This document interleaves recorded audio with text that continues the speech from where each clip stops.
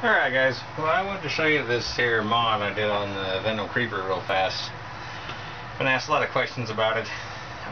It's an incredibly easy modification and it made just an awesome amount of difference in the articulation and basically the places that it could go and things that it could do. So what I did was I took first off and I took some longer little heavy dutier shocks off of my nitro truck. Not too big, not too crazy. As you can see, they're a smidge larger than a stock shock. These aren't the shocks off the Creeper. That's about what a stock setup is. So it raises the height some, so you get some more ground clearance, which is good on these little things. So what I did was I put these larger shocks on, and I took and removed the 4 links that would go on this section. Now, what I did is I took the stock shocks and put them where the links would go on the underside. So now there are actually 8 shocks instead of 4, and there's 4 fixed links for your main links. Alright?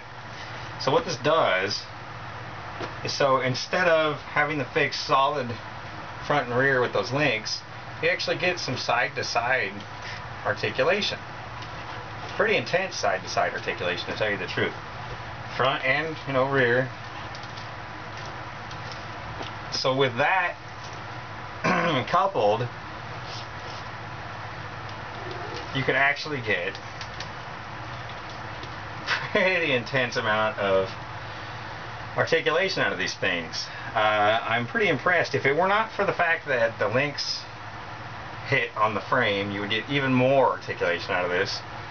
I don't know how much more you could ask for, because that's pretty intense if you ask me. The other thing I had to do was take into consideration the angle of your drive lines, because too much of an angle is not a good thing. So it will still actually go down, which is to a straight shot with the drive lines, so it has this articulation as well, which it did not have before.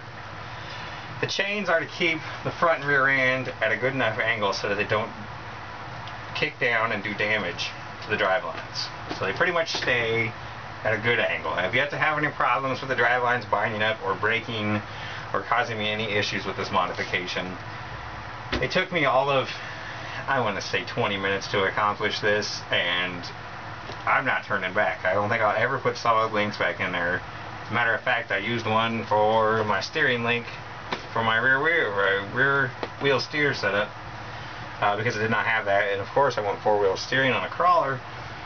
So that is the easy, just piece of cake mod that I did that made this Creeper that much more of a crawler. I mean, if you've got a Creeper and it does that and you didn't do this to it, I'm totally blown away, and more power to you.